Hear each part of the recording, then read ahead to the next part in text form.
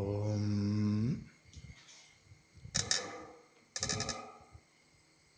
സദാശിവസമാരംഭാം ശങ്കരാചാര്യമധ്യമാം അസ്മദാചാര്യപര്യന്താം വന്ദേ ഗുരുപരമ്പരാം.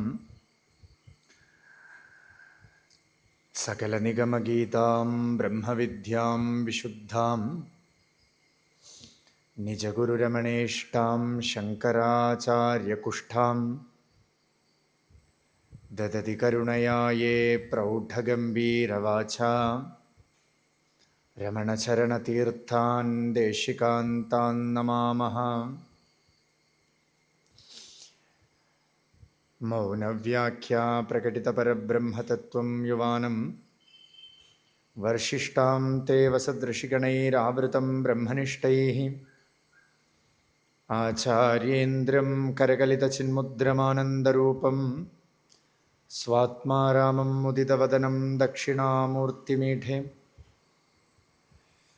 യോऽന്തഃ പ്രവിശ്യ മമ വാചമിമാം പ്രസുപ്താം സഞ്ജീവയത്യഖിലശക്തിധരസ്ത്വധാംനാം. അന്യാം ച ഹസ്തചരണശ്രവണത്വഗാദീൻ പ്രാണാൻ നമോ ഭഗവതേ പുരുഷായ തുഭ്യം.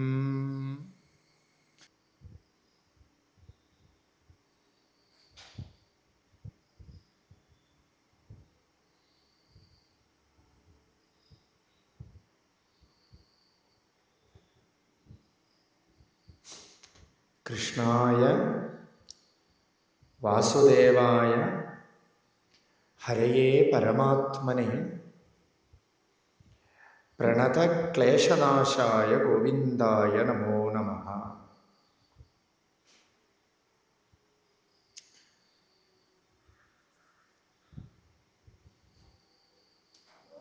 പരമാത്മസ്വരൂപമായ ഭഗവാൻ കൃഷ്ണൻ സർവതരത്തിലുള്ള ക്ലേശത്തെയും ഇല്ലാതാക്കിക്കൊണ്ടേയിരിക്കുന്നു. ക്ലേശം എന്ന് വെച്ചാൽ ഈ ശരീരത്തിന് ക്ലേശം എന്നൊരു പേര്. ഈ ശരീരം വച്ചിരുന്നാൽ പലതരത്തിലുള്ള ക്ലേശങ്ങൾ വരണു. ഒരു സുഖക്കുറവ് വരണു,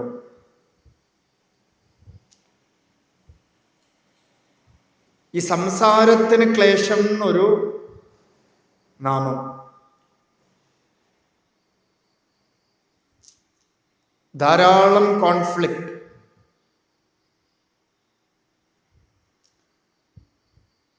അപ്പൊ ഈ കോൺഫ്ലിക്റ്റിൽ നിന്നൊക്കെ നമ്മളെ കരകയറ്റാൻ വേണ്ടിയിട്ടാണ് ഭഗവാൻ കൃഷ്ണൻ അവതരിച്ചിരിക്കുന്നത്. കൃഷ്ണം വന്ദേ ജഗദ്ഗുരു. അതുകൊണ്ട് തന്നെ കൃഷ്ണനെ ജഗദ്ഗുരുവായിട്ട് പറയണം. ഈ കാണപ്പെടുന്ന പൊരുളുകൾക്കെല്ലാം ഗുരു എന്ന് വെച്ചാൽ കാണപ്പെടുന്ന പൊരുളിലെല്ലാം സാക്ഷിയായിരിക്കണ ഒരു പരമാത്മ വസ്തു.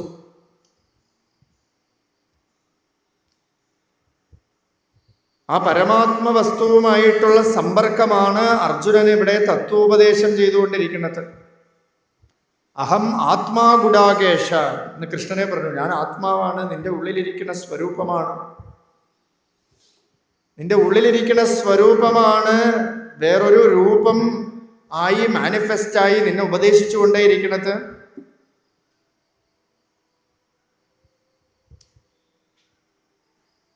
ആത്മാവ് തന്നെയാണ് ഗുരു.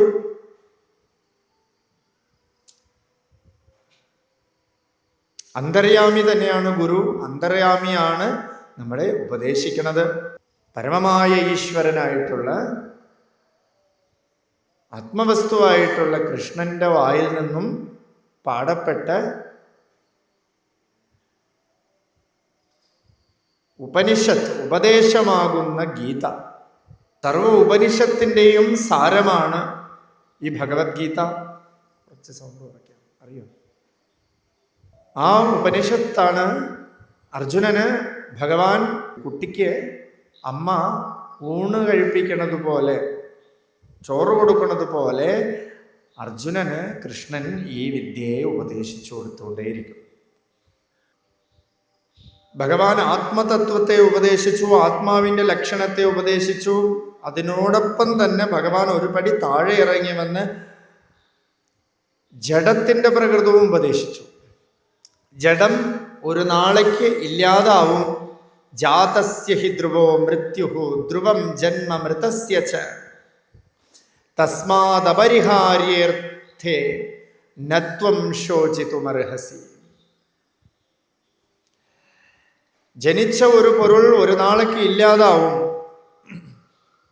മരിച്ച ഒരു പൊരുൾ വേറൊരു സ്ഥലത്ത് ജനിക്കും. ഇത് പ്രകൃതിയുടെ തന്നെ നിയമമാണ്. ഈ പ്രകൃതി നിയമത്തിനെയോ മാറ്റിമറിക്കാൻ പറ്റുകയില്ല. പ്രകൃതിയെ നമുക്കൊട്ട് മാറ്റിമറിക്കാനേ സാധ്യമല്ല. അതുകൊണ്ട് തന്നെ ഈ കാര്യം എന്താ? അപരിഹാര്യം, പരിഹാരമല്ലാത്തതാണ്. ഈ പരിഹാരമില്ലാത്ത കാര്യത്തെ ഓർത്താണ് അർജുന നീ ദുഃഖിച്ചുകൊണ്ടിരിക്കുന്നത്. അതുകൊണ്ട് നത്വം ശോചിതും ന അർഹസി. ത്വം ശോചിതും ന അർഹസി. നിനക്ക് ദുഃഖിക്കാൻ അർഹതയില്ല, ദുഃഖിക്കാനുള്ള അതോറിറ്റിയല്ല നീ. ഇനി ആത്മലക്ഷണം വെച്ച് നോക്കിയാലും ജഡത്തിന്റെ ലക്ഷണം വെച്ച് നോക്കിയാലും രണ്ടു വെച്ച് നോക്കിയാലും രണ്ടും നിന്റെ കയ്യിലല്ല ഇരിക്കണത്. കൺട്രോൾ നിന്റെ കയ്യിലല്ല. രണ്ടോർത്തും നീ ദുഃഖിക്കാൻ പാടില്ല.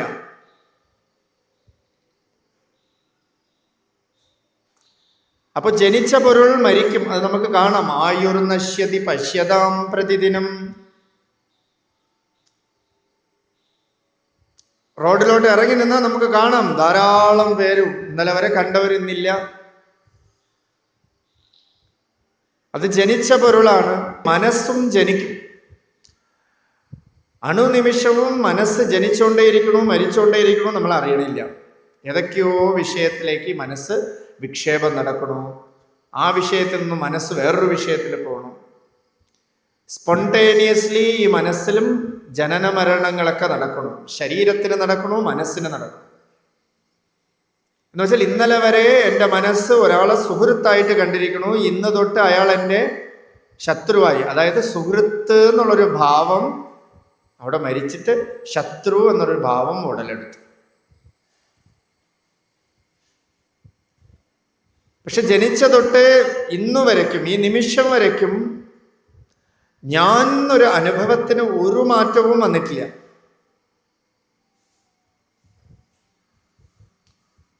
അത് ഒരു കാലത്തും ഇല്ലാതായിട്ടുമില്ല.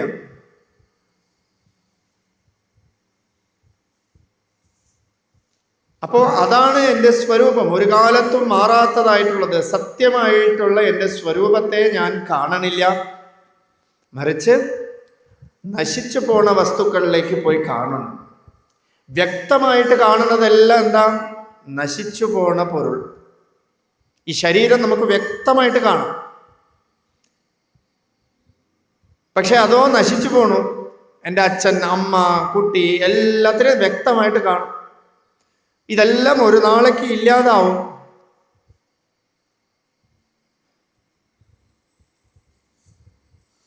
വ്യവഹാരങ്ങളും ഈ ലോകത്തുള്ള മിക്ക വസ്തുക്കളെയൊക്കെ നമുക്ക് വ്യക്തമായിട്ട് കാണാം, നമ്മുടെ മുന്നിൽ വന്നാൽ മതി. പക്ഷേ വ്യക്തമായിട്ട് കാണപ്പെടുന്നതൊന്നും നിത്യമല്ല. അവ്യക്തമായിട്ട് കാണപ്പെടുന്ന അനുഭവം നമുക്കില്ല. അപ്പൊ നിങ്ങളെയൊക്കെ എനിക്ക് കാണാനേ പറ്റുള്ളൂ, നിങ്ങളെയൊക്കെ എനിക്ക് അനുഭവിക്കാൻ പറ്റില്ല. എന്നെ നിങ്ങൾക്ക് വ്യക്തമായിട്ട് കാണാൻ പറ്റും, പക്ഷേ എന്നെ നിങ്ങൾക്ക് അനുഭവിക്കാനേ സാധ്യമല്ല. അനുഭവം എൻ്റെ സ്വരൂപമാണ്. അനുഭവം ആത്മാവിൻ്റെ സ്വരൂപമാണ്.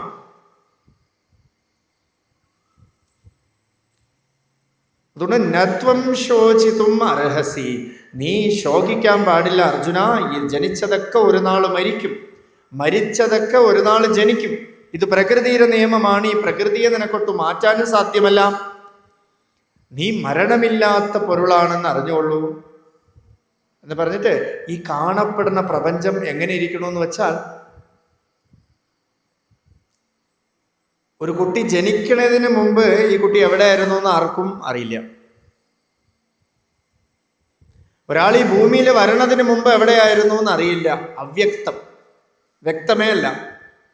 ജനിച്ചു കഴിഞ്ഞാൽ ബർത്ത്ഡേ എന്നൊക്കെ പറഞ്ഞ് നമ്മൾ ജീവിച്ചിരിക്കുന്ന കാലത്തിൽ വ്യക്തമായിട്ട് എന്തൊക്കെയോ കാണണോ.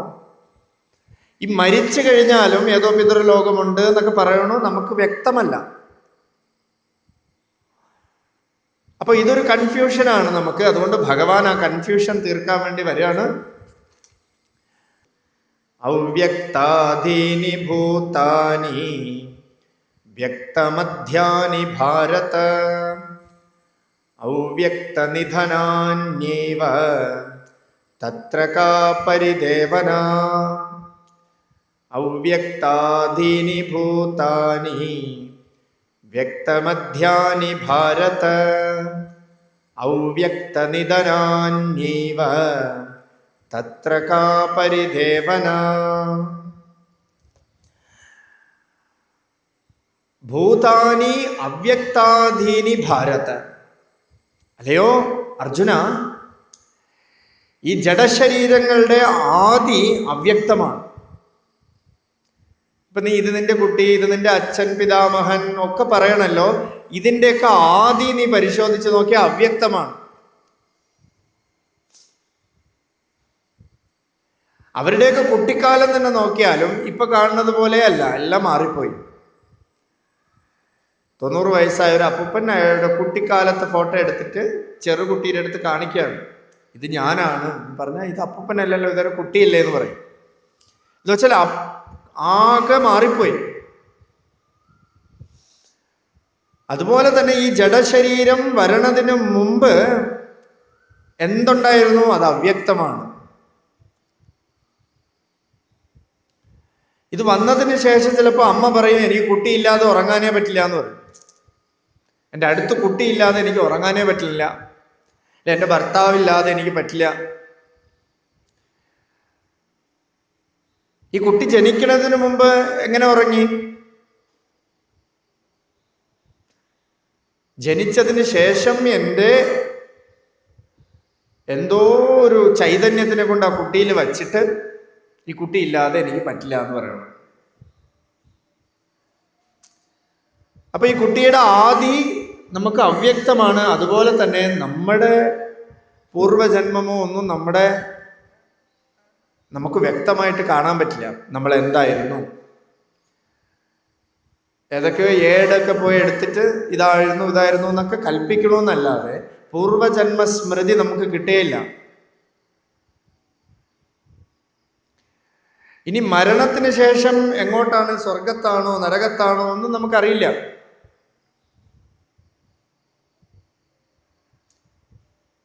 നടുക്കുള്ളത് മാത്രം വ്യക്തമായിട്ടിരിക്കണോ.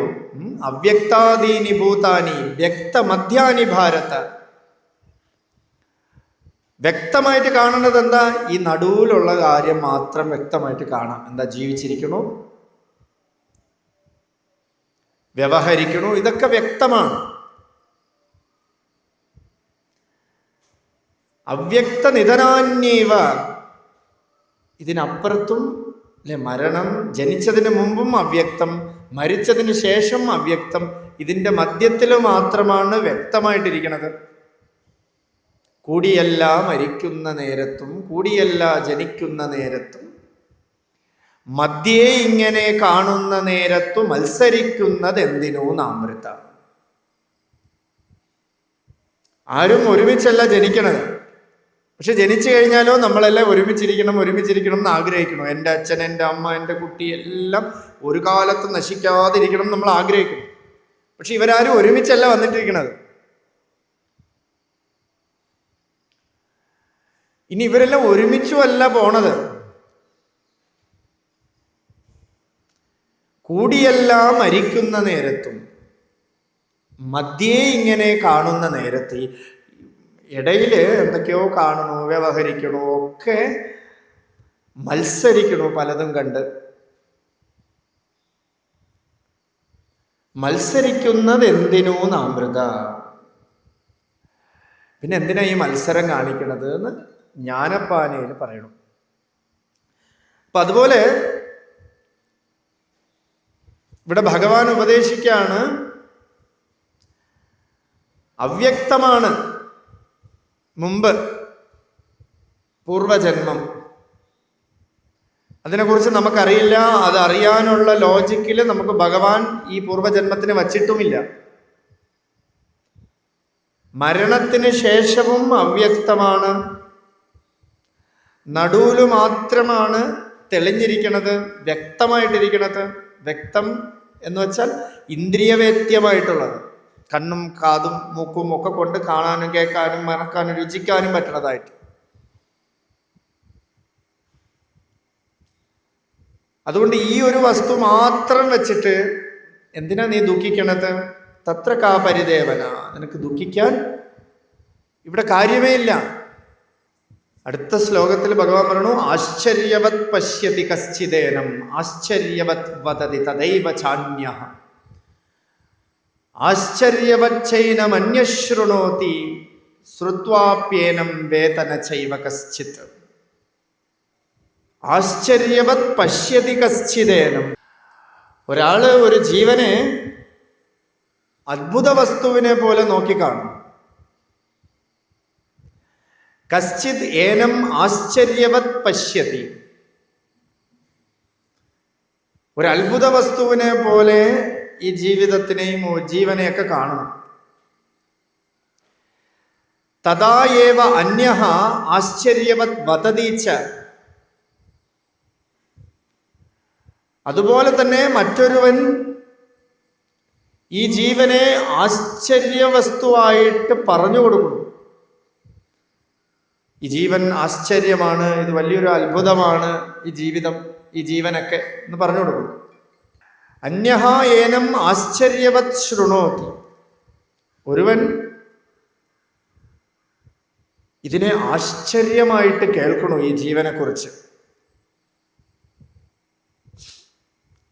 കശ്ചിത് ഏനം ശ്രുത്വാ അപിന ഏവം വേദച്ച. ചിലരെത്ര കേട്ടാലും ഒന്നും മനസ്സിലാവാത്ത പോലെ ഇരിക്കണം.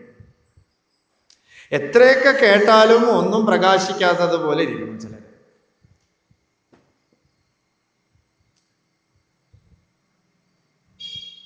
ചിലർക്കൊക്കെ ജ്ഞാനികളെ കണ്ട വലിയ ആശ്ചര്യം തോന്നും. എങ്ങനെ ജീവിക്കണു ഇത്? ഒരു കൗബീന മാത്രമായിട്ടിരിക്കണു. രമണ മഹർഷിയുടെ അടുത്ത് തന്നെ ഒരാൾ ചോദിച്ചു, ഭഗവാനെ എന്തിനാ ഇനിയും ഈ കൗബീനം മാത്രം ഇട്ടുകൊണ്ടിരിക്കണത് എന്ന് ചോദിച്ചു. അപ്പോൾ ഭഗവാൻ പറഞ്ഞു, എന്നെ പണ്ടത് പോയി இந்த സമൂഹം എന്നൊന്ന് ഇருக்கு, അവർക്ക് ഇത് തേവ. സമൂഹം എന്നൊന്ന് ഉണ്ട് വെളിയില്, അവർക്ക് ഇത് ആവശ്യം. എന്നുവെച്ചാ മഹർഷിക്ക് കൗബീനം കൂടെ ആവശ്യമില്ല. സമൂഹം ഉള്ളത് കൊണ്ട് മാത്രമാണ് ഈ കൗബീനധാരിയായിട്ടിരിക്കുന്നത്. അപ്പൊ അതുപോലെ ചിലരെ കാണുമ്പോൾ, ചില ജീവനെ കാണുമ്പോൾ വലിയൊരു ആശ്ചര്യം വരണം. പലരും ആശ്ചര്യപ്പെട്ടു പോകണം. ആശ്ചര്യപ്പെട്ടു പോണവരൊന്നും പട്ടിണി പാവങ്ങളോ ഒന്നും അല്ല. നമ്മൾ ഉപനിഷത്ത് വിദ്യ എടുത്താൽ തന്നെ ജനകൻ, വലിയൊരു സ്വർണ കൊട്ടാരത്തിന്റെ ഉടമയായിട്ടുള്ള ജനകൻ ഒരു കൗബീനമാത്രധാരിയായിട്ടുള്ള അഷ്ടാവക്രന്റെ അടുത്ത് പോയി നിൽക്കും. എനിക്ക് തത്വോപദേശം ചെയ്യൂ പറഞ്ഞിട്ട്. ബുദ്ധൻ സർവസുഖ ലോലുപനായിട്ട് വളർന്നു. മരണമോയെ ഒന്നും കാണാതെ തന്നെ വളർന്നു. ആരുടെയും നാശം കൂടെ കാണാതെ വളർന്നു. എല്ലാ സുഖവും അനുഭവിച്ചു. രാജകുമാരനായിട്ട് കൊട്ടാരത്തിൽ എല്ലാ സുഖവും അനുഭവിച്ചു.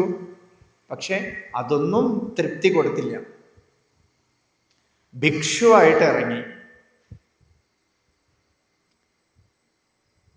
കാരണം എന്താ? ഒരു ഭിക്ഷുവിനെ വഴിയിൽ വെച്ച് കണ്ടു, ആശ്ചര്യം പോലെ കണ്ടു. എത്രയൊക്കെ നമ്മുടെ ബുദ്ധിയൊക്കെ അടക്കി വെച്ചാലും ഒരു നാളേക്ക് ഈ അധ്യാത്മവിദ്യയിൽ പോകണം. രമണ മഹർഷി പറഞ്ഞു, ചുങ്കച്ചാവടി തപ്പാത്. ചുങ്കച്ചാവടി എന്ന് പറഞ്ഞ ചെക്ക് പോസ്റ്റ്. മഹർഷിയുടെ ഒരു കഥ തന്നെ ഉണ്ട്. ഒരു കാളവണ്ടിക്കാരൻ ഈ കാളവണ്ടി ഓടിച്ചുകൊണ്ട് വരും, സ്ഥിരം ഓടിക്കും. അപ്പം ഇദ്ദേഹം ചെക്ക് പോസ്റ്റ് കടക്കാതുള്ള വഴി കൂടെ പോകാൻ വിചാരിച്ചു. പകുതി വെച്ച് ഉറങ്ങിപ്പോയി. അടുത്ത ദിവസം പതുക്കെ കണ്ണു തുറന്നു നോക്കിയപ്പോൾ കാള ചെക്ക് പോസ്റ്റിന്റെ മുമ്പ് നിൽക്കുന്നു. കാരണം കാളയ്ക്ക് ഈ ഒരു വഴിയേ അറിയാവൂ. കാള ചെക്ക് പോസ്റ്റിന്റെ മുമ്പിൽ പോയി നിൽക്കും. ഇതുപോലെയാണ് ചുങ്കച്ചാവടി തപ്പാത്. ചെക്ക് പോസ്റ്റ് നമുക്ക് താണ്ടാനേ പറ്റില്ല. കറക്റ്റ് അവിടെ വന്ന് നിൽക്കും. ഏതൊക്കെ വഴി, ഉപാസന മാർഗത്തിൽ പൊയ്ക്കോട്ടെ, പൂജാവിധികളിലൂടെ പൊയ്ക്കോട്ടെ, യോഗ സാധനയുടെ പൊയ്ക്കോട്ടെ, ഏതു വഴി പോയാലും ഈ ആത്മവിചാരം എന്നൊരു അവസ്ഥയിൽ വന്ന് നിൽക്കാതെ നമുക്ക് രക്ഷയില്ല. അതുകൊണ്ട് ഇതൊരു ആശ്ചര്യമാണ്. ഉപനിഷത്ത് മന്ത്രമേ ഉണ്ട്. ആശ്ചര്യോ വക്ത കുശലോസ്യ ലബ്ധ, ആശ്ചര്യോ ജ്ഞാത കുശലാനുശിഷ്ട. ഈ വിദ്യയെ പറഞ്ഞു തരുന്നത് വലിയൊരു ആശ്ചര്യം. ഈ ഗുരു ഒരു ആശ്ചര്യം അല്ലേ? വ്യക്തമല്ലാത്തത് വ്യക്തമാണ് നമുക്ക്. ബാക്കിയെല്ലാം വ്യക്തമല്ലാത്ത എൻ്റെ അനുഭവത്തെ ആര് പറഞ്ഞു തരണോ ആ പറഞ്ഞു തരുന്ന ആള് വലിയൊരു ആശ്ചര്യം. കുശലോസ്യ ലബ്ധാഹ, ഇത് ഉള്ളിൽ പ്രകാശിക്കുന്നതായിട്ടുള്ള ശിഷ്യൻ വലിയൊരു ആശ്ചര്യം. കുശലൻ എന്ന് വെച്ചാൽ കൗശല്യമുള്ളവെന്നർത്ഥം. എന്താ നമ്മൾ പൊതുവിലെ അർത്ഥം കുശലൻ എന്ന് പറഞ്ഞാൽ നല്ല ബുദ്ധിശാലി എന്നർത്ഥം. പക്ഷെ സംസ്കൃതത്തിൽ കുശലഹ, കുശം എന്ന് പറഞ്ഞാൽ ദർഭ എന്നർത്ഥം. കുശാൻ ലാദീതി കുശലഹ. ആരാണോ ഈ ദർഭ എടുക്കുമ്പോൾ കൈമുറിയും, ഈ ദർഭ പറിച്ചെടുക്കുമ്പോൾ കൈമുറിയും. അതുകൊണ്ട് കൈമുറിയാതെ ആര് ദർഭ എടുക്കണോ അവനെയാണ് കുശലൻ എന്ന് പറയുന്നത്. ഈ ഹോമത്തിനൊക്കെ ദർഭ ആവശ്യമാണ്. ഇപ്പൊ ഗുരുനാഥൻ ദർഭ കൊണ്ടുവരുമെന്ന് പറഞ്ഞാൽ കൈമുറിയാതെ ഈ ദർഭ ആര് കൊണ്ടുവരണോ അവനാണ് കുശലൻ. എന്ന് വെച്ചാൽ വളരെ ശ്രദ്ധാപൂർവം ഈ വിദ്യയെ ആര് കേൾക്കണോ അവനാണ് കുശലൻ, അവനാണ് ശിഷ്യൻ.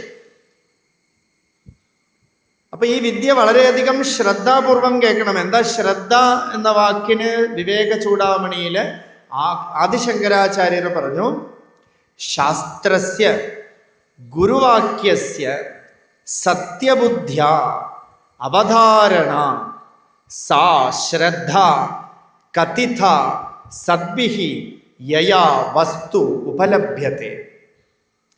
മനോഹരമായ ഒരു വ്യാഖ്യാനം ശ്രദ്ധ.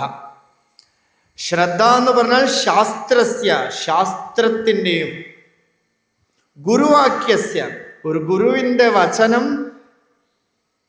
ശാസ്ത്രത്തോടുകൂടി, ശാസ്ത്രവാക്യവും ഗുരുവചനവും ഒരുപോലെ വന്ന്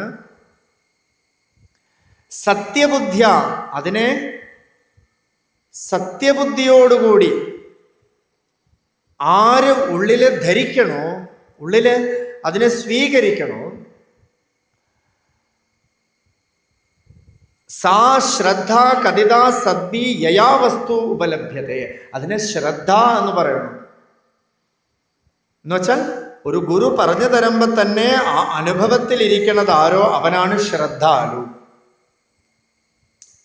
അതുകൊണ്ട് തന്നെ ശ്രദ്ധാവാൻ ലഭതേ ജ്ഞാനം എന്ന് പറയണം. നല്ല ശ്രദ്ധയുള്ളവന് ജ്ഞാനം ഉപലബ്ധമായിരിക്കണം, കിട്ടണം. നമുക്ക് മറ്റു വിഷയങ്ങളിലാണ് ശ്രദ്ധ. ഏതിലാ വ്യക്തമായിരിക്കണതിൽ ശ്രദ്ധ. ഇത് പറഞ്ഞത് ശരിയായില്ല, ഇത് ഇങ്ങനെ ഇരുന്നത് ശരിയായില്ല, വേറെ പല കാര്യങ്ങളും നമ്മൾ പറയും. ആ വിദ്യയിൽ നമ്മൾ ശ്രദ്ധ കൊടുക്കണതേ ഇല്ല. പൊതുവില് ഒരു പുറം, വെളിയിൽ എന്തൊക്കെയോ ഒരു പുകമറ, അതുപോലെ ആ പുകമറയിൽ പോയി ശ്രദ്ധ കൊടുക്കണം. ഇപ്പൊ നമ്മൾ തന്നെ സാമാന്യ ജീവിതം എടുത്താൽ ആ സൂര്യനെ മേഘം മറച്ചു. സൂര്യനെ കാണാനില്ല, മേഘം കൊണ്ട് മറഞ്ഞിരിക്കുകയാണ്. ഈ മേഘത്തിനെ കാണുന്നത് കൂടെയും സൂര്യന്റെ പ്രകാശം കൊണ്ടാണ്. പക്ഷെ നമ്മൾ എന്ത് പറയണോ, അജ്ഞാനത്തില് സൂര്യനെ മേഘം മറച്ചു എന്ന് പറയണം. വാസ്തവത്തിൽ അവിടെ വസ്തു ശൂന്യമാണ്. ഇതുപോലെയാണ് നമ്മൾ ഇല്ലാത്തതായിട്ടുള്ള പൊരുളിനെ കണ്ടുകൊണ്ടേയിരിക്കണം, നിത്യനിരന്തരം കണ്ടുകൊണ്ടേയിരിക്കണം, ഐഡന്റിഫൈ ചെയ്തുകൊണ്ടേയിരിക്കണം. എന്ന് വെച്ചാൽ ശ്രദ്ധയില്ല, സത്യബുദ്ധിയില്ല. ഇപ്പൊ ഭഗവാൻ ഇവിടെ സത്യബുദ്ധിയെ കൊടുക്കണു. ഈ സത്യബുദ്ധിയെ ഭഗവാൻ പറയണു ഇതൊരു ആശ്ചര്യമാണെന്ന് പറയണു. ആശ്ചര്യവത് പശ്യതി കശ്ചിതേനം. ആശ്ചര്യത്തോടുകൂടി ചിലർ ഈ വിദ്യയെ കാണുന്നു. ഈ വിദ്യ വലിയൊരു ആശ്ചര്യം. ആശ്ചര്യവത് വദതി തദൈവ ചാന്യഃ. അതിശയം അതിൻശയൽ അറിവിതിലാർക്കും. മഹർഷിയെ പറഞ്ഞു, ഈ മല കണ്ടപ്പോ അറിവില്ലാത്തവർക്ക് ഈ മല, ഈ തിരുവണ്ണാമല എന്നൊരു മല വെറും ഒരു പർവ്വതം, ഗിരി, ഒരു മൗണ്ടൻ. പക്ഷെ അറിവുള്ളവർക്ക്, ഉള്ളില് അനുഭവമുള്ളവർക്ക്, ജ്ഞാനത്തിന്റെ തഴമ്പുള്ളവർക്ക് ആ മല വലിയൊരു അതിശയ ശക്തിയാണത്രേ. അതിശയം ഇതിൻശയൽ അറിവിതിലാർക്കും. വലിയൊരു കാന്ത മലയാണ്. അതുപോലെ ഈ അധ്യാത്മം ഒരു അതിശയമാണ്. ഈ ആത്മാവ് ഒരു അതിശയ ശക്തിയാണ്. ആശ്ചര്യവത് വദതി തദൈവ ചാന്യഃ. ചിലരിതിനെ ആശ്ചര്യം പോലെ പറയണു. ആശ്ചര്യവച്ചൈനമന്യശൃണോതി. ചിലരിതിനെ ആശ്ചര്യം പോലെ കേൾക്കണം. കേൾക്കുമ്പോൾ തന്നെ അവരുടെ ഉള്ളിലൊരു ശാന്തി വരണം. പുതിയൊരു വിഷയം കേൾക്കുന്നത് പോലെ കേൾക്കണോ. അവരെ സ്വരൂപമാണ്. പുതിയതായിട്ട് എന്തോ നമ്മൾ കേൾക്കണോ എന്നുള്ള പോലെ ഇത് കേൾക്കുമ്പോൾ ചിലർക്കൊക്കെ ഇത് തീർന്നാ മതി എന്ന് പറഞ്ഞിരിക്കും. അതിനാണ് ഭഗവാൻ തന്നെ പറയണത്, ശ്രുത്വാപ്യേനം വേദന ചെയ്വ കശ്ചിത്. ചിലരിത് എത്ര കേട്ടാലും ഒരു ഭാവമാറ്റമില്ല. സത്സംഗത്തിനൊക്കെ വന്നിരിക്കും, അടുത്തിരുന്ന് തോണ്ടി ചോദിക്കും, അടുത്തെന്താ? അടുത്ത് ശിവാനന്ദ ലഹരി. അതിൻ്റെ ഇടയിൽ അശോക് ചൈതന്യയുടെ ഗീതാപാരായണം. അല്ല, അതിൻ്റെയും ഇപ്പുറത്തോട്ട് വന്ന ഇഡ്ഡലി, ദോശ, പുട്ട്. അല്ലേ, ചിലർക്ക് ശ്രദ്ധ ഏതിലാ കേന്ദ്രീകരിക്കുന്നത്? ഭക്ഷണത്തിൽ കേന്ദ്രീകരിച്ചുകൊണ്ട്. ശ്രുത്വാപ്യേനം വേദന ചൈവ കശ്ചിത്. ചിലരെത്ര കേട്ടാലും ഒരു ഭാവവ്യത്യാസമില്ല. നമ്മുടെ സ്വാമി ഒരു കഥ പറയും. ഒരു 2 ഉറുമ്പ്, അതിൽ ഒരു ഉറുമ്പ് പഞ്ചസാര ഭരണിയിലിരിക്കും, ഒരു ഉറുമ്പ് ഉപ്പ് ഭരണിയിലിരിക്കും. അപ്പൊ ഈ പഞ്ചസാര ഭരണിയിലിരിക്കുന്ന ഈ ഷുഗർ നിവാസായിട്ടുള്ള ഈ ഉറുമ്പ് ഉപ്പ് നിവാസിലേക്ക് ഒരു യാത്ര പോയി, ഗസ്റ്റായിട്ട് പോയി. അപ്പോൾ ഉപ്പ് നിവാസിലുള്ള ഉറുമ്പ് പറഞ്ഞു, വരൂ ഇരിക്കൂ. സത്കരിക്കാൻ വേണ്ടിയിട്ട് അത് ഒരു കഷ്ണം ഉപ്പ് അങ്ങോട്ട് കൊടുത്തു. ഇത് ഈ ഉപ്പ് കഴിച്ചതും, ഇതെന്താ ഇത്, എന്ത് കയ്പായത്, ഇതാണോ കഴിക്കണതെന്ന് ചോദിച്ചു. അതെ, ഇതാ കഴിക്കണത്. അപ്പൊ മധുരമുള്ളതെന്ന് അറിയില്ല. അപ്പൊ ചോദിച്ചു, എന്താ മധുരം? നിങ്ങൾ എൻ്റെ വീട്ടിലോട്ട് വരൂ, ഞാൻ തരാം. അങ്ങനെ ഈ ഉപ്പ് നിവാസിലെ ഉറുമ്പ് ഷുഗർ നിവാസിലേക്ക് ഒരു യാത്ര പോയി. അപ്പൊ വരൂ, ഇരിക്കൂ. സത്കരിക്കാൻ വേണ്ടിയിട്ട് ഒരു പഞ്ചസാര കഷ്ണം എടുത്തിട്ട് അങ്ങോട്ട് കൊടുത്തു. ഇത് കഴിച്ചിട്ട് ഈ ഉറുമ്പിന് ഒരു മാറ്റവും ഇല്ല, ഒരു ഭാവവ്യത്യാസവും ഇല്ല.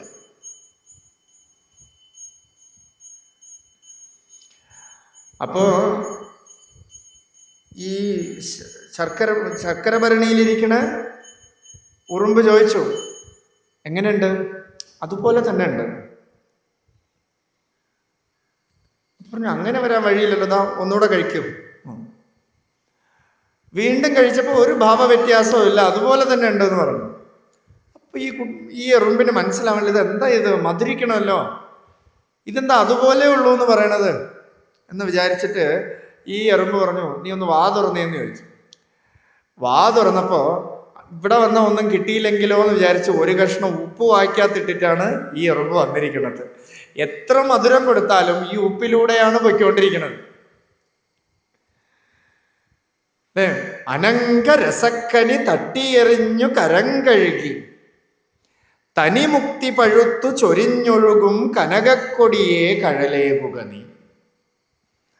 നാരായണ ഗുരുവിൻ്റെ ഒരു ശ്ലോകം ഇതുമായിട്ട് കമ്പയർ ചെയ്യാം നമുക്ക്. അനങ്ക രസക്കനി, ഇത്ര കാലം കൊണ്ട് നമ്മൾ ജീവിച്ചു വന്ന ഒരു രസക്കനി, വാസന, അജ്ഞാനത്തിൽ നമ്മൾ നിന്ന് പോയിട്ടുള്ള വാസനകളും കൊണ്ടിട്ടാണ് നമ്മൾ വന്നിരിക്കുന്നത്. ആ വാസന എന്ത് ചെയ്യണം? തട്ടി എറിഞ്ഞ് കരം കഴുകി. ആ വാസനയെ മുഴുവൻ തട്ടി എറിഞ്ഞ് കൈ കൊട്ടി കുടഞ്ഞ്, ഒരല്പം പോലും ഇല്ലേ, മണ്ണൊക്കെ എടുത്ത് അങ്ങനെ കൈ കൊട്ടി കുടയണത് പോലെ ഇത് മൊത്തം തട്ടിക്കൊടഞ്ഞ് കരം കഴുകി.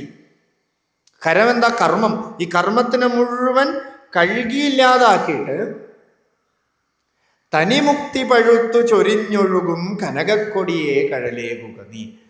അപ്പോഴേ നമ്മൾ ഈ മുക്തിയുടെ രസം അറിയാൻ പറ്റുള്ളൂ. എല്ലാ കർമ്മവാസനയും ഒക്കെ പോയി കഴിഞ്ഞാൽ പിന്നെ ഉള്ളത് എന്താ? മുക്തി നമ്മുടെ സ്വരൂപമാണ്. അതിനെന്താ വേണ്ടതെന്ന് വെച്ചാൽ ഈ അജ്ഞാനത്തിനെ പതുക്കെ ഇല്ലാതാക്കണം. വേദാന്ത ശാസ്ത്രമൊന്നും ഇതോ ഒരു വസ്തുവിന് എന്തൊക്കെയോ അറിഞ്ഞു വച്ചിരിക്കണു, ഒരു ശാസ്ത്രവും കൂടെ നീ അറിഞ്ഞോളൂ എന്ന് പറയണതല്ല. ഈ വേദാന്ത ശാസ്ത്രം നമ്മുടെ ഉള്ളിലിരിക്കണ കർമ്മവാസനയെ മുഴുവൻ ഇല്ലാതാക്കി നമ്മളെ മുക്തനാക്കി മാറ്റും. നമ്മളെ മുക്തമാക്കലാണ്, നമ്മളെ ക്ലീൻ ചെയ്യാനാണ് ഈ ശാസ്ത്രം. ഇന്നലെ വരെ അറിഞ്ഞിരിക്കണ അജ്ഞാനത്തെ ഇല്ലാതാക്കാനാണ് ഈ ശാസ്ത്രം.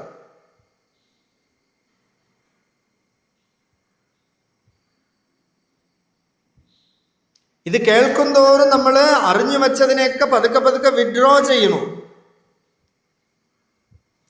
പതുക്കെ പതുക്കെ ഇല്ലായ്മ ചെയ്യണം. അല്ലാതെ ഇത് ഒരു അക്കാഡമിക് വിദ്യ പോലെ ഈ ശാസ്ത്രത്തിനെ പഠിച്ചിട്ട് ഒരു കാര്യവുമില്ല. ഏതൊക്കെയോ പഠിച്ചു, വേദാന്തം കൂടെ പഠിച്ചു, അത്രേ ഉള്ളൂ. അതുകൊണ്ട് മുമുക്ഷുക്കളെ നമ്മൾ നോക്കിയാൽ അറിയാം, അവർക്ക് മുക്തിക്ക് വേണ്ടിയിട്ടുള്ളൊരു ദാഹമുണ്ട്. മറ്റത് ജിജ്ഞാസയാണ്. ഇത് ഈ ശാസ്ത്രം കൂടെ നമുക്ക് അറിയാം എന്നൊരു ജിജ്ഞാസ. മുമുക്ഷുക്കൾക്ക് ഇനി ഒന്നും അറിയണ്ട, ഇനി അറിയേണ്ടത് ഒന്നേ ഉള്ളൂ. എന്തറിഞ്ഞാലാണോ ഞാൻ തൃപ്തനാവണത്, മുക്തനാവണത്, ആത്മാരാമനാവണത്, നിത്യനിരന്തരമായിട്ടുള്ള അനുഭൂതി എനിക്കുണ്ടാവണത്, അതിനെ എനിക്ക് പറഞ്ഞു തരുമെന്ന് പലര് ആശ്ചര്യത്തോടെ കേൾക്കണം. അങ്ങനെ ചോദിക്കുമ്പോഴേ ഒരു ഗുരുനാഥൻ ആശ്ചര്യത്തോടുകൂടി അതിനെ ഉത്തരം കൊടുക്കും. ചിലര് ഈ ഗുരു ശിഷ്യ സംവാദത്തിനെ ആശ്ചര്യപൂർവം കാണണം.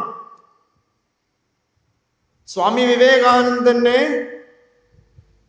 കൈതൊട്ട് തലയിൽ കൈവച്ചിട്ട് രാമകൃഷ്ണദേവൻ ആത്മാനുഭൂതിയെ കൊടുത്തു. എന്താ? പക്വമായ ഒരു ജീവനെ ആത്മോപദേശം ചെയ്തു. ഇത് കണ്ട് രമണ മഹർഷിയുടെ അടുത്ത് ഒരാൾ പോയിട്ട്, ഭഗവാനെ എന്തിനിങ്ങനെ ഉപദേശിക്കണു? രാമകൃഷ്ണദേവൻ സ്വാമി വിവേകാനന്ദന്റെ തലയിൽ കൈവച്ചിട്ട് പറഞ്ഞിരിക്കണു, തലയിൽ കൈവച്ച് ഈ ആത്മവിദ്യയെ പ്രകാശിപ്പിച്ചു എന്ന് കേട്ടല്ലോ. അതുപോലെ ഭഗവാൻ നമ്മളെ തലയിലൊക്കെ കൈവച്ചിട്ട് ഈ ആത്മവിദ്യയെ പ്രകാശിപ്പിച്ചുകൂടെയെന്ന് ചോദിച്ചു. അപ്പൊ ഭഗവാൻ പറഞ്ഞു, ഓ കേക്കര, നീ ആര്? വിവേകാനന്ദരോ എന്ന് ചോദിച്ചു.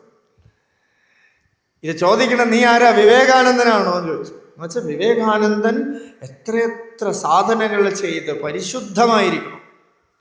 ആ വിവേകാനന്ദന്, ചിത്തശുദ്ധിയുള്ള വിവേകാനന്ദന് ഈ ആത്മതത്വത്തെ ഉപദേശിച്ചാൽ അപ്പൊ തന്നെ ഗ്രഹിക്കും. അതിനൊരു സ്പർശനം കൂടെ മതി. പക്ഷെ നമ്മളോ എന്തൊക്കെയോ നേടിയാലും മതിവരണേയില്ല, എത്ര പണം സമ്പാദിച്ചാലും മതിവരണേയില്ല, ഒന്നിനും തൃപ്തമേ അല്ല. അങ്ങനെ ഇരുന്നുകൊണ്ട് ഈ വേദാന്ത ശാസ്ത്രം കേട്ടാലും തൃപ്തിയെ വരില്ല. ശ്രുത്വാപേനം വേദന ചെയ്വ കശ്ചിത്, ഒരു ഫലമില്ല. ഇതിങ്ങനെ കേട്ടോണ്ടിരിക്കാം, കുറച്ചു നേരം സമയം കളയാന്നല്ലാതെ അവിടെ പ്രത്യേകിച്ച് ഫലമൊന്നുമില്ല. അതുകൊണ്ട് അർജുന, നീ ദുഃഖിക്കാൻ പാടില്ല. ഇതൊരു ആശ്ചര്യമാണ് ഇവിടെ നടന്നുകൊണ്ടിരിക്കുന്നത്. ഈ ദേഹമോ നിത്യമേ അല്ല, ആ ദേഹിയാണ് നിത്യം എന്ന അടുത്ത ശ്ലോകത്തിൽ പറയുന്നു. ദേഹി നിത്യമവധ്യോയം ദേഹേ സർവസ്യ ഭാരത തസ്മാത് സർവാണി ഭൂതാനി നത്വം ശോചിതുമർഹസി. ദേഹി നിത്യമവധ്യോയം ദേഹേ സർവസ്യ ഭാരത തസ്മാത് സർവാണി ഭൂതാനി നത്വം ശോചിതുമർഹസി. ഈ ദേഹമാണ് അനിത്യം, ദേഹി നിത്യമാണ്. അത് എല്ലാ ജീവജാലങ്ങൾക്കും, സർവാണി ഭൂതാനി, എല്ലാ ജീവജാലങ്ങൾക്കും ഈ ദേഹമുണ്ട്. ഈ ദേഹം ഒരു നാളേക്ക് ഇല്ലാതാവും. നിനക്ക് മാത്രമല്ല, എല്ലാവർക്കും ഈ ദേഹം ഇല്ലാതാവും. പക്ഷെ ദേഹി നിത്യമാണ്. നിന്റെ സ്വരൂപത്തെ നീ കാണണില്ല, നിത്യമായിട്ടുള്ള പൊരുളിനെ നീ അറിയണില്ല. അതാണ് പ്രോബ്ലം. നീ നശിച്ചു പോണതായിട്ടുള്ള ഈ ദേഹത്തിനെ മാത്രം കാണണോ? എല്ലാ ജീവജാലങ്ങളുടെ ഉള്ളിലും യാ ബ്രഹ്മാതി പിപീലികാന്ത തനുഷു പ്രോദാ ജഗത് സാക്ഷിണി, എല്ലാ ജീവജാലങ്ങളുടെ ഉള്ളിലും സാക്ഷിയായിട്ട് ഒരു ദേഹി നിലകൊള്ളണം. പക്ഷെ അതിനെ നീ അറിയണില്ല. മറിച്ച് ഈ ദേഹത്തിനെ മാത്രമേ അറിയണു. ഒരു കഥയുണ്ട്. ഒരു 10 പേര് ഒരു വള്ളത്തിൽ കയറി അപ്പുറത്ത് കടക്കണം. അപ്പൊ ഈ 10 പേരും കൂടെ ഒരു വെള്ളത്തിൽ കയറി പകുതി ദൂരം എത്തിയപ്പോൾ എല്ലാവരും ഉണ്ടോ എന്ന് അറിയാൻ വേണ്ടിയിട്ട് ഓരോരുത്തരായിട്ട് എണ്ണി. 1, 2, 3, 4, 5, 6, 7, 8, 9.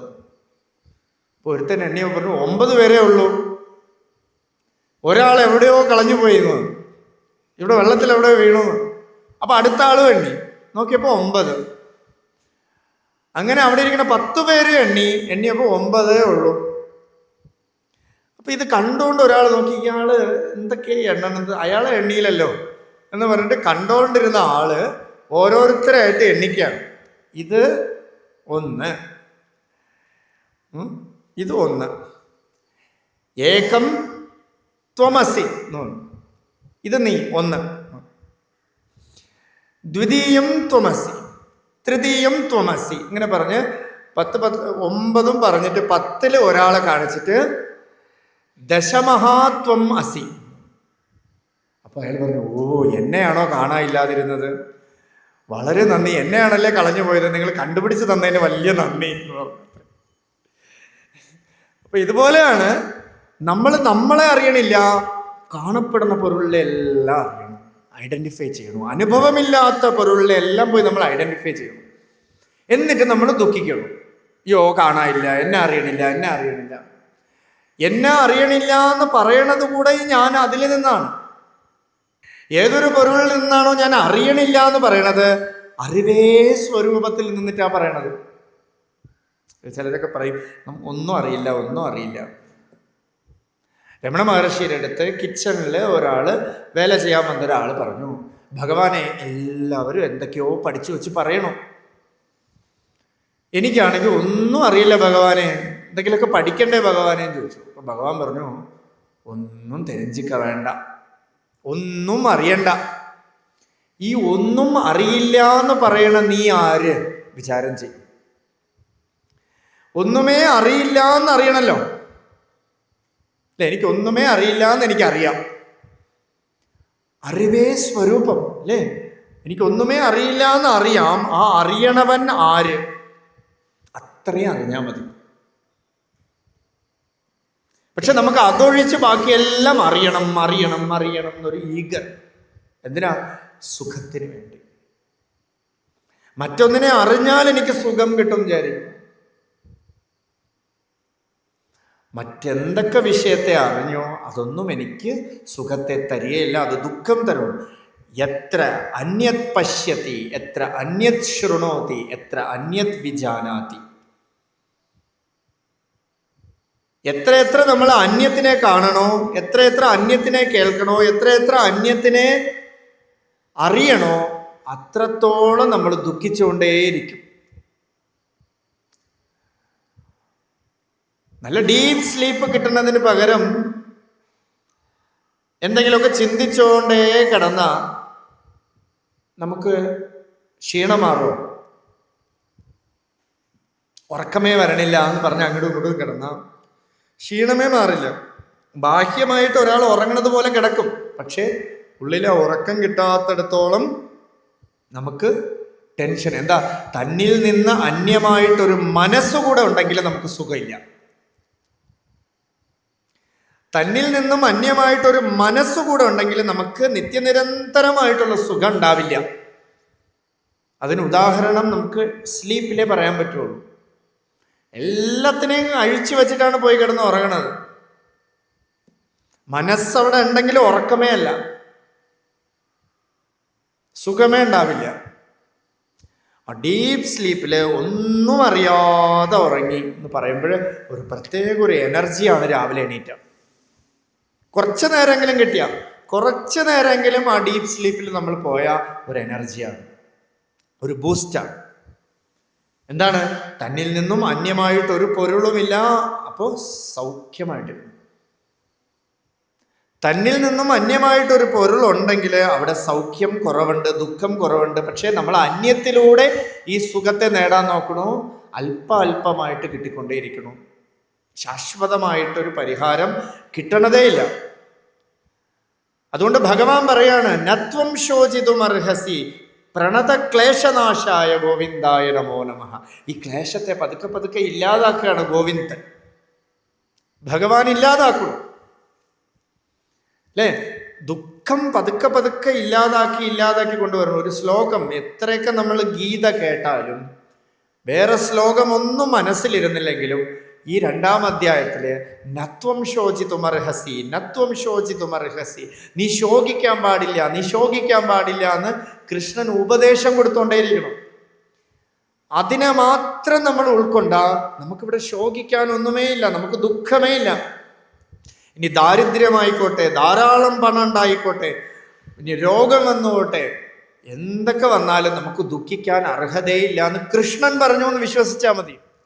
നമ്മളൊക്കെ വലിയ ഭക്തന്മാരാണ്, 4 കുറി 5 കുറി ഇടും, പക്ഷേ ഭഗവാനെ വിശ്വാസമേ ഇല്ല. ഭഗവാൻ ഇവിടെ ഉപദേശിച്ചു ഗീതയിൽ, സന്ദേഹം, ഡൗട്ട് വരുള്ളൂ. ചീത്ത കാര്യത്തിന് ഡൗട്ടേ ഇല്ല. അപ്പൊ നമ്മൾ ഋഷികേശത്തിൽ പോയി, അവിടെ പോയ ഒരു സ്വാമി മറ്റൊരു സ്വാമിക്ക് അവിടെ ഇരുന്നിട്ട് കഞ്ചാവ് ഇങ്ങനെ ചുരുട്ടി കൊടുക്കാണ്. കഞ്ചാവിനെ ഇങ്ങനെ ചുരുട്ടി തൊട്ട് ഈ കഞ്ചാവ് അടുത്ത് കിട്ടാൻ പോണ ആളുടെ സന്തോഷം, മുഖത്തൊരു തെളിച്ചമൊക്കെ കണ്ട അല്ലേ, ചെയ്യണത് തെറ്റാണ്, അതിൽ ഡൗട്ടേ വരണില്ല. അയാൾ എന്നെ ദ്രോഹിക്കാൻ ചെയ്യണതാണ്. ഒരാൾ കുപ്പി കൊണ്ടുവച്ച് വിളിച്ച കേരളത്തുകാർ അതിൻ്റെ പിന്നാലെ ഓടും, ഇതെന്നെ ദ്രോഹിക്കാൻ വേണ്ടിയുള്ളതാണ്, ഡൗട്ടേ വരണില്ല. ഒരാൾ അധ്യാത്മത്തിൽ ഒരു ബുക്കോ ഒരു ലളിതാ സഹസ്രനാമം കൊടുത്ത് ഇയാൾ അത്ര ശരിയില്ല എന്ന് തോന്നും. ഈ ലോകത്തെല്ലാം നല്ലതിനോട് മാത്രമേ നമുക്ക് ഡൗട്ട് വരണുള്ളൂ. ഈശ്വരനെ മാത്രം നമുക്ക് ഡൗട്ട്. എന്തുകൊണ്ടാ? അത് നല്ലതാണ്. മറ്റു പൊരുളിനോടൊന്നും നമുക്ക് ഡൗട്ടേ വരണില്ല. പലതരത്തിൽ ഡൗട്ട്. ഒരു മെഡിറ്റേഷനിൽ വന്നാൽ കൂടെയും ഡൗട്ട്. കണ്ണ് തുറന്ന അടുത്ത ആളെ നോക്കുമ്പോൾ അയാൾ നല്ല പുഞ്ചിരിയോടുകൂടി കണ്ണൊക്കെ അടച്ച് നല്ല ഒരു ചിരിയോടുകൂടി അങ്ങനെ ഇരിക്കണ കാണുമ്പോൾ ഇതൊന്നും എനിക്ക് വർക്കൗട്ടേ ആവില്ല. ഇവരൊക്കെ നോക്കൂ, നല്ല പുഞ്ചിരിയോടുകൂടി മെഡിറ്റേഷൻ ചെയ്തിരിക്കണം. ഇതിനൊക്കെ എന്തെങ്കിലും ഒരു വിധി വേണം. അവരുടെയൊക്കെ വിധി. ഞാനോ പാവം, എനിക്കൊന്നും പറ്റില്ല എന്ന് വിചാരിക്കും. എന്നാലും പിന്നെ വന്നതല്ലേ ഇരിക്കാന്ന് പറഞ്ഞ് കണ്ണടച്ചിട്ട് ഇരിക്കുമ്പോൾ ആയിരിക്കും ഇയാൾ കണ്ണു തുറന്ന് നോക്കണം. ഇയാൾക്ക് നല്ല ധ്യാനം കിട്ടിയിരിക്കണം അല്ലേ? പരസ്പരം നമ്മൾ കമ്പയർ ചെയ്തുകൊണ്ടിരിക്കണം. ഒരു കറണ്ട് പോയാൽ കൂടെ തൊട്ടടുത്ത വീട്ടിൽ പോയി കറണ്ട് ഇല്ല എന്ന് പറഞ്ഞാൽ ഒരു ആശ്വാസം. എല്ലാം നമ്മൾ കമ്പാരിസണാണ്. എല്ലാത്തിനെയും നമ്മൾ കമ്പയർ ചെയ്യണു. അതുകൊണ്ട് ഈ ബ്രഹ്മാനുഭവത്തെയും നമ്മൾ കമ്പയർ ചെയ്യണു. അതാണ് കുഴപ്പം. ഈ ആത്മാനുഭൂതിയെ നമ്മൾ കമ്പയർ ചെയ്യണം. എന്താ, ഇന്നലെ തന്നെ ഒരാൾ രാത്രി 11 മണി വരെ സംസാരിച്ചു, പിന്നെ ഫോണ് തനി ഓഫായോ ആളുറങ്ങിപ്പോയോ അറിയില്ല, ആത്മാവിനെ പറ്റിയൊക്കെ പറഞ്ഞു. ഇങ്ങനെ പറഞ്ഞിട്ട് ബുദ്ധിയിൽ സ്റ്റോർ ചെയ്ത് വെച്ചിരിക്കണ എന്തൊക്കെയോ കൊണ്ട് ഡിഫീറ്റ് ചെയ്യാൻ നോക്കണം, എന്തൊക്കെയോ അറിഞ്ഞു വെച്ചിട്ട്. എങ്ങനെയാണ്? നമ്മൾ ഈ ലോകത്ത് കണ്ടതിനെ വെച്ചേ നമുക്ക് എക്സാമ്പിൾ പറയാൻ പറ്റുള്ളൂ. പക്ഷേ ഈ ആത്മാവോ അവ്യക്തമാണ്, വെളിയിൽ ഒരിടത്ത് നമുക്ക് കാണാനേ പറ്റില്ല. പക്ഷെ മുഴുവൻ നിറഞ്ഞിരിക്കുന്നത് ഒരേ പൊരുളാണ്. ഒരു കുടത്തിനകത്ത് നിറച്ച ആകാശമാണ്, സ്പേസ് ആണ്. അതിന് നമ്മൾ എന്ത് പറയണം? കുടത്തിന്റെ ഉള്ളിൽ ആകാശം എന്ന് പറയണം. പക്ഷെ കുടം ഉടഞ്ഞാൽ വെളിയിലുള്ള ആകാശവും കുടത്തിന്റെ ഉള്ളിലെ ആകാശവും ഒന്നും വ്യത്യാസമൊന്നുമില്ല. നമ്മൾ പറയും ഈ ദേഹത്തിന്റെ ഉള്ളിലാണ് ഇതിരിക്കണതെന്ന് പറയും, ആത്മാവ് ദേഹത്തിന്റെ ഉള്ളിൽ ഇരിക്കണമെന്ന് പറയും. എന്നാൽ ബ്രഹ്മം എന്നൊരു വാക്കും പറയണുണ്ട്, ബൃഹത്തായത്. അപ്പോൾ ബൃഹത്തായ ഒരു പൊരുള് എൻ്റെ ഉള്ളിൽ ഇരിക്കണമെങ്കിൽ എൻ്റെ ശരീരം അതിനേക്കാളും വലിയ ബൃഹത്താവണ്ടേ. ഇപ്പോൾ ഈ ഫോണിനെ ഞാൻ ഒരു ബാഗിനകത്ത് വെച്ചു എന്ന് വെച്ചോളാം. ഈ ഫോണിനേക്കാളും വലുതായിരിക്കണം ബാഗ്, എങ്കിലേ ഇത് ഉൾക്കൊള്ളാൻ പറ്റുള്ളൂ. അപ്പൊ ശരീരത്തിലാണ് ആത്മാവെന്ന് പറയുന്നത് ഒരു കൺസെപ്റ്റേ ഇല്ല. ശരീരവും ആത്മാവും ഒരു ബന്ധവും ഇല്ല.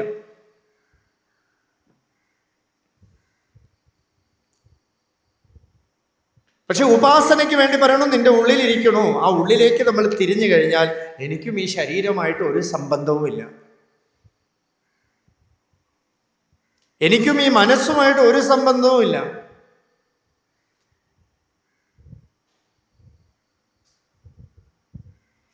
ഇപ്പൊ സൂര്യന്റെ പ്രകാശം കൊണ്ടാണ് സർവവും കാണുന്നത്. സൂര്യനെ എല്ലാവരും കാണട്ടെ എന്ന് പറഞ്ഞിട്ടാണോ പ്രകാശിക്കുന്നത്? സൂര്യന്റെ സ്വഭാവം അത്. സൂര്യന്റെ സ്വഭാവം വെളിച്ചമാണ്. ആ വെളിച്ചം കൊണ്ട് എല്ലാവരും വ്യവഹരിക്കണമെന്ന് വെച്ചിട്ട് എല്ലാവർക്കും വ്യവഹരിക്കാൻ വേണ്ടിയിട്ട് സൂര്യൻ വരണമെന്നല്ല. അതുപോലെ ആത്മാവിന്റെ വെളിച്ചത്തിൽ പല അവ്യക്തമായിട്ടുള്ളതും വ്യക്തമായിട്ടുള്ളതും പലത് കാണണം.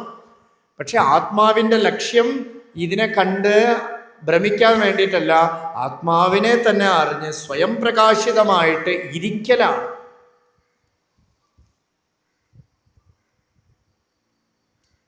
അപ്പൊ അങ്ങനെ ഇരുന്നാൽ നമുക്ക് ദുഃഖത്തിന് അവിടെ പ്രവേശനമേ ഇല്ല. ദേഹി നിത്യമവദ്യോയം ദേഹേ സർവസ്യ ഭാരത. എല്ലാ ദേഹത്തിലും നാശമുണ്ട്. എല്ലാ ദേഹത്തിന്റെ ഉള്ളിലും ഒരേ ഒരു ചൈതന്യമാണ് ഇരിക്കുന്നത്. തസ്മാത് സർവാണി ഭൂതാനി നത്വം ശോചിതുമർഹസി. എല്ലാവരുടെ ഉള്ളിലും ആ ചൈതന്യം നിത്യനിരന്തരമായിട്ടിരിക്കുന്നുണ്ട്, നാശമില്ലാത്തതായിട്ടിരിക്കുന്നുണ്ട്. പിന്നെ നീ ആരെ കൊല്ലാനാണ്, ആരെ നശിപ്പിക്കാനാണ്, ആരാൽ നീ ഇല്ലാതാകപ്പെടേണ്ടതാണ്? ഒന്നുമേ ഇല്ല. ഞാൻ ശുദ്ധ ചൈതന്യമാണ്. അതുകൊണ്ട് നീ ഈ ദുഃഖം കൈവെടിഞ്ഞുകൊള്ളുക.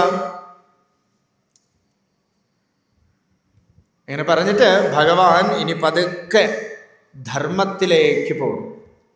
ധർമ്മോപദേശം ചെയ്യണു ഭഗവാൻ. സ്വധർമ്മമപി ചാവേക്ഷ്യ ന വികമ്പിതുമർഹസി ധർമ്മ്യാദ്ധി യുദ്ധാത് ശ്രേയോന്യത് ക്ഷത്രിയസ്യ ന വിദ്യതേ. അപി സ്വധർമ്മമാവേക്ഷ്യ ച. ഇനി നീ സ്വധർമ്മത്തെ മുൻനിർത്തി നോക്കിയാലും വികമ്പിതും ന അർഹസി, നീ ശോകിക്കാൻ പാടില്ല. ക്ഷത്രിയസ്യ ധർമ്മ്യാദിയുദ്ധാത്. ക്ഷത്രിയന്റെ ധർമ്മം എന്താ? യുദ്ധം ചെയ്യലാണ്. അന്യത് ശ്രേയ, മറ്റൊരു ശ്രേയമാർഗം ന വിദ്യതേ. ഇനി ധർമ്മശാസ്ത്രപ്രകാരമാണ് നീ നോക്കിയാലും നിനക്ക് ദുഃഖിക്കാൻ അർഹതയില്ല. നോക്കൂ, ജഡത്തിന്റെ പ്രകൃതിയിൽ ഭഗവാൻ കാണിച്ചു കൊടുത്തു, നിനക്ക് ദുഃഖിക്കാൻ അർഹതയില്ല. കാരണം ജഡം ഒരു നാൾ വരും, ഒരു നാൾ ഇല്ലാതാവും. ആത്മാവിന്റെ ലക്ഷണം വെച്ച് നോക്കിയാൽ ആത്മാവിനെ ഒന്നിനെയും കൊണ്ട് കൊല്ലാനും പറ്റില്ല, നനയ്ക്കാനും പറ്റില്ല, കത്തിക്കാനും പറ്റില്ല, ദഹിപ്പിക്കാനും ഒന്നിനും സാധ്യമല്ല. ആത്മലക്ഷണത്തിലൂടെ നീ നോക്കിയാലും നിനക്ക് ഒരു കേടുമില്ല. ജഡം പ്രകൃതിയാണ്, ആത്മാവ് നിത്യനിരന്തരമുള്ളതാണ്. ഇനി ധർമ്മം വെച്ച് നോക്കിയാലും ഓരോരുത്തരുടെ സ്വഭാവം വെച്ച് അവരവർക്ക് ഓരോ ധർമ്മമുണ്ട്. ഓരോരുത്തരുടെ ധർമ്മവും മറ്റു ധർമ്മം വെച്ച് വ്യത്യാസമായിരിക്കും. എൻ്റെ ധർമ്മമല്ല ഇവരുടേത്, ഇവരുടെ ധർമ്മമല്ല അവരുടേത്. പലർക്കും ധർമ്മം വ്യത്യാസമാണ്. അതുകൊണ്ടൊരു ക്ഷത്രിയന്റെ ധർമ്മം എന്താ? യുദ്ധം ചെയ്യലാണ്, തൻ്റെ സ്വജനങ്ങളെ രക്ഷിക്കലാണ്. അങ്ങനെ ധർമ്മം വഴി നമ്മൾ നോക്കിയാലും ഇവിടെ ദുഃഖിക്കാൻ അർഹതയില്ല. നീ യുദ്ധം ചെയ്യേണ്ടതാണ്. നിന്റെ മുമ്പിൽ നീ അച്ഛനോ അമ്മയോ ആര് നിന്നാലും നിന്റെ സ്വജനങ്ങളെ രക്ഷിക്കലാണ് നിന്റെ ദൗത്യം. അതാണ് നിനക്ക് ധർമ്മം. അതുകൊണ്ട് ധർമ്മത്തിന്റെ വഴിയിൽ നോക്കിയാലും അർജുന നീ ശോകിക്കാൻ പാടില്ല. വികമ്പിതും ന അർഹസി. നിനക്ക് ശോകം പറഞ്ഞിട്ടുള്ളതേ അല്ല, ശോകം നിന്റെ സ്വരൂപമേ അല്ല, ദുഃഖം നിന്റെ സ്വരൂപമേ അല്ല, സുഖമാണ് നിന്റെ സ്വരൂപം. ആ സുഖത്തെ അനാത്മ വസ്തുക്കളെ കൊണ്ട് നീ മറച്ചു ദുഃഖിക്കണു. നിത്യമല്ലാത്ത പൊരുളിനെ നീ നിത്യമെന്ന് കരുതി ദുഃഖിക്കണു. നത്വം ശോചിതും അർഹസി. അതുകൊണ്ട് നീ ശോകിക്കാൻ പാടേയല്ല. കൃഷ്ണൻ പതുക്കെ ഈ തത്വോപദേശം ചെയ്ത് ധർമ്മം ചെയ്യിച്ച് അവനവൻ്റെ ഉദ്യമത്തെ കൊടുക്കണം. അങ്ങനെ തത്വത്തെ അറിഞ്ഞുകൊണ്ട് ശങ്കരാചാര്യർ പോലും പറഞ്ഞു 3 തരത്തിലാണ് സത്യം ഉള്ളത്. ഒന്ന് പ്രാതിഭാസികമായിട്ടുള്ള സത്യം, ഒന്ന് വ്യാവഹാരികമായിട്ടുള്ള സത്യം, ഒന്ന് പാരമാർത്ഥികമായ സത്യം. പ്രാതിഭാസികം എന്ന് പറഞ്ഞാൽ കണ്ടിട്ടേ ഇല്ല, അനുഭവം വ്യക്തമായിട്ട് അനുഭവമേ ഇല്ല, പക്ഷെ ആരൊക്കെയോ പറയണു, നിങ്ങളിങ്ങനെ കുറ്റം പറഞ്ഞു, അവരിങ്ങനെ ചെയ്തു, ഇവരിങ്ങനെ ചെയ്തു. ഇതിനെ വച്ചിട്ട് നമ്മൾ വിലയിരുത്തണം. ഇതിനെ വച്ചിട്ട് അതിനെ സത്യം എന്ന് കരുതി നമ്മൾ വിഷമിക്കണു. ഇതിനെയാണ് പ്രാതിഭാസികം എന്ന് പറയുന്നത്. അതിനെ പാടെ നമ്മൾ കളയണം, അല്ലേ? നമ്മൾ നേരിട്ട് കണ്ടിട്ടില്ലാത്തതോ വ്യവഹാരത്തിൽ ഇല്ലാത്തതോ അതിനെ ഒന്നും നമ്മൾ എടുക്കുകയും ചെയ്യരുത്. ഇപ്പോൾ അമേരിക്കയിൽ ബോംബ് പൊട്ടി, പാകിസ്ഥാനിൽ അടി, നമുക്ക് അനുഭവമേ ഇല്ല, നമ്മൾ കണ്ടിട്ടേ ഇല്ല. ഇതിനെ ഓർത്ത് നമ്മൾ ദുഃഖിക്കും. ഇതാണ് പ്രാതിഭാസികം. അടുത്തത് വ്യാവഹാരികം. അച്ഛൻ, അമ്മ, കുട്ടി, ഭാര്യ, മക്കള്, കുടുംബം, ധർമ്മം, ഇതെല്ലാം വ്യാവഹാരിക തലമാണ്, അല്ലേ? ഒരുത്തന് വ്യവഹരിക്കാൻ, ഈശ്വര മാർഗത്തിൽ വ്യവഹരിക്കാൻ വേണ്ടിയിട്ടാണ് ഈ ധർമ്മം വച്ചിരിക്കുന്നത്. ഈ ധർമ്മത്തിലൂടെ നമ്മൾ വ്യവഹരിച്ചാൽ ആർക്കും കേടില്ല. ധർമ്മം എന്ന് പറഞ്ഞാൽ ഡോണ്ട് ഡു അൺടു അതേഴ്സ്. എനിക്ക് ഒരു സൂചി കൊണ്ട വേദനിക്കുമെങ്കിൽ ഇത് ഞാൻ മറ്റൊരാൾക്ക് പ്രയോഗിക്കാതിരിക്കാം. എനിക്ക് ഒരാൾ എന്നെ വാഴ്ത്തിപ്പാടുന്നത് എനിക്ക് ഇഷ്ടമാണെങ്കിൽ ഞാൻ മറ്റൊരാളെ വാഴ്ത്തിപ്പാടിക്കൊണ്ടേയിരിക്കാം. എന്നെക്കുറിച്ച് ഒരാൾ കുറ്റം പറയണത് എനിക്ക് ഇഷ്ടമല്ലെങ്കിൽ ഞാൻ മറ്റൊരാളെ കുറ്റം പറയാതിരിക്കൽ. ഇതിനെയാണ് ധർമ്മം എന്ന് പറയുന്നത്. വ്യാവഹാരിക തലം ധർമ്മമാണ്. പക്ഷെ വ്യാവഹാരിക തലമോ പാരമാർത്ഥികമായിട്ടുള്ള സത്യമായിട്ട് കൂടി ചേർന്ന് നോക്കിയാൽ ഇത് കള്ളാണ്. ഈ ധർമ്മം ഒരു കള്ളമാണ്. അതുകൊണ്ടാണ് ഭഗവാൻ ഉപദേശിക്കുന്ന സർവധർമാൻ പരിത്യജ്യ മാമേകം ശരണം വ്രജ. സർവധർമ്മത്തിനെ നീ കളയും. എപ്പോഴാ പറഞ്ഞത്? ധർമ്മത്തിൽ ജീവിച്ചതിന് ശേഷം മാത്രം. രമണാശ്രമത്തില് ഒരു വയസ്സായ ഒരാള് നിത്യം പൂജാനുഷ്ഠാനങ്ങളൊക്കെ ചെയ്തുകൊണ്ടിരുന്നു. ഇത് കണ്ട മഹർഷി അവരുടെ അടുത്ത് പറഞ്ഞു, ഓയ് ഇതെല്ലാം നിർത്തിക്കോളൂ, ഇനി നിങ്ങൾക്ക് ധർമ്മമൊന്നും ആവശ്യമില്ല, ഈ അനുഷ്ഠാനമൊന്നും ആവശ്യമില്ല, തൻ്റെ ഉള്ളിലിരിക്കുന്ന സ്വരൂപത്തെ അറിയലാണ് അനുഷ്ഠാനം, അതായിട്ടിരുന്നാൽ മതി പറഞ്ഞു. അപ്പോൾ തൊട്ടടുത്ത ഒരു കുട്ടി സന്ധ്യാവന്ദനം ചെയ്തുകൊണ്ടിരിക്കുക. അപ്പോൾ ഈ ഭഗവാൻ അയാളോട് കൊടുത്ത ഉപദേശം ഇയാൾ സ്വീകരിച്ചിട്ട് അടുത്ത ദിവസം തൊട്ട് സന്ധ്യാവന്ദനമില്ല, ഒന്നുമില്ല. അപ്പോൾ മഹർഷി ചോദിച്ചു, എന്താ അനുഷ്ഠാനം ഒന്നുമില്ലേന്ന് ചോദിച്ചു.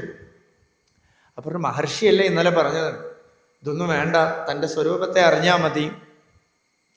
മഹർഷി പറഞ്ഞു, ഓയ് അത് ഞാൻ അവരെടുത്ത് പറഞ്ഞതാണ്, നിന്റെ അടുത്ത് പറഞ്ഞതല്ല. ആരെടുത്ത് പറയണോ അത് സ്വീകരിച്ചോളാം. ഇപ്പൊ അർജുനൻ ഇപ്പൊ ധർമ്മം സ്വീകരിക്കേണ്ടതാണ്, വ്യാവഹാരിക തലമാണ്. ഇപ്പോൾ വേദാന്തം കുറച്ചേ കേട്ട് അച്ഛനുമില്ല അമ്മയില്ല പറയാനല്ല, ഇത് ഇതൊന്നും സത്യമല്ല, പക്ഷേ വ്യവഹരിക്കുമ്പോൾ ഇത് വേണം. പാരമാർത്ഥികമായിട്ടുള്ള സത്യം എന്താ? ഇതെല്ലാം ഒരേ ഒരു സ്വരൂപമാണ്, ഒരേ ഒരു വസ്തുവാണെന്ന് അറിയലാണ് പാരമാർത്ഥികം. ആ പൊരുളിനെ മുൻനിർത്തിക്കൊണ്ട് നീ ധർമ്മം ചെയ്തുകൊള്ളുക. അതുകൊണ്ടാണ് ഭഗവാൻ ഇവിടെ ഉപദേശിച്ചത്, ആദ്യം തത്വോപദേശം ചെയ്തു, ഇനി ധർമ്മത്തിനെ ഉപദേശിക്കണം. എന്ന് വെച്ചാൽ ഈ തത്വം മുന്നിൽ വച്ചുകൊണ്ട് നീ യുദ്ധം ചെയ്തുകൊള്ളുക. നീ ആരെയും ഇല്ലാതാക്കണമില്ല, ആരും നിന്നെയും ഇല്ലാതാക്കണമില്ല. ഇവിടെ ഒരേ ഒരു പൊരുളേ ഉള്ളൂ, ആ പൊരുളിന് നാശമില്ല. വ്യാവഹാരിക തലത്തിൽ നിന്റെ ധർമ്മം ചെയ്യലാണ് നിനക്ക് ശ്രേയസ്കരം. അതുകൊണ്ട് നീ യുദ്ധം ചെയ്യുക അർജുന എന്ന് പറഞ്ഞ് തത്വത്തെ ഉപദേശിച്ച് കൃഷ്ണൻ പതുക്കെ അർജുനനെ യുദ്ധത്തിലേക്ക് ഇറക്കണു. ഇതുപോലെയാണ് നമ്മൾ കർമ്മമൂഢത വരുമ്പോൾ ഈ ശാസ്ത്രമോ വേദാന്തമോ ഉപനിഷത്തോ ഒക്കെ പഠിച്ച് എൻ്റെ ലക്ഷ്യത്തെ മുന്നിൽ അറിഞ്ഞുകൊണ്ട് കർമ്മത്തിൽ വ്യവഹരിച്ചാൽ നമുക്ക് ബുദ്ധിമുട്ടില്ല. ചക്ക എടുത്ത കുഴപ്പമാണ്, ചക്ക എടുത്ത കയ്യിലൊക്കെ ഒട്ടിപ്പിടിക്കും. പക്ഷെ ചക്ക എടുത്താലും നമുക്ക് ചക്ക കഴിക്കാൻ പറ്റുള്ളൂ. അപ്പൊ എന്താ, ഒട്ടിപ്പിടിക്കാതിരിക്കാൻ എന്ത് ചെയ്യണം? കുറച്ച് എണ്ണ തേക്കണം കയ്യിൽ. കുറച്ച് എണ്ണ തേച്ചിട്ട് ചക്ക എടുത്താൽ ഒട്ടിപ്പിടിക്കുകയില്ല. അതുപോലെ ഈ വേദാന്തമാകുന്ന എണ്ണ കയ്യിൽ തേച്ചിട്ട് എന്ന് വെച്ചാൽ കർമ്മത്തിലൊക്കെ പാരമാർത്ഥികമായിട്ടുള്ളൊരു സത്യത്തിനെ ലക്ഷ്യം വെച്ചിട്ട് കർമ്മം ചെയ്താൽ, ഇത് ഞാനല്ല, കർമ്മം ചെയ്യണത് ഞാനല്ല, അങ്ങനെ കർമ്മം ചെയ്താൽ, ഈശ്വര അർപ്പിതമായിട്ട് കർമ്മം ചെയ്താൽ, എൻ്റെ ഇച്ഛപ്രകാരമല്ലാതെ കർമ്മം ചെയ്താൽ ചിത്തശോധകം മുക്തിസാധകം, നമ്മുടെ ചിത്തം ശുദ്ധമാവും, മനസ്സ് ശുദ്ധമാവും, മുക്തിക്ക് കാരണമാകും. അല്ലെങ്കിൽ വലിയ വിഷമാണ്. ഈ ചക്ക അരക്ക് നമ്മൾ എന്ത് ചെയ്യും? നേരെ തലയിൽ തേക്കും. പിന്നെ മുട്ടയടിക്കലേ വഴിയുള്ളൂ. ഒരുത്തന്നെ ഇത് പോയി മുട്ടയടിച്ചു, പിന്നെ മുട്ടയടിച്ചവരെയൊക്കെ കാണുമ്പോൾ ചോദിക്കും, ചക്ക എടുത്തിട്ടാണോ മുട്ടയടിച്ചതെന്ന് ചോദിക്കും. ശീലമായി പോയി നമുക്കില്ലേ. അതുകൊണ്ട് ഈ സത്യത്തിനെ ഉള്ളിൽ വച്ചുകൊണ്ട് വ്യവഹരിക്കുക. ഇതിനെയാണ് ഭഗവാൻ ഇവിടെ ധർമ്മോപദേശം ചെയ്യണത്. യുദ്ധം ചെയ്യുക. യുദ്ധം എന്ന് പറയണത് നമ്മളൊക്കെ യുദ്ധത്തിലാണ്. ഇപ്പോൾ വീടിനകത്ത് പോയാൽ ചെറിയ ചെറിയ യുദ്ധങ്ങൾ കാണാം. ഭാര്യ ഭർത്താവ് യുദ്ധം, ബ്രഹ്മാസ്ത്രം പോലെ മിക്സി പോവും അല്ലേ, വരുണാസ്ത്രം പോലെ ചൂട് ചായ ചിലപ്പോൾ പോവും.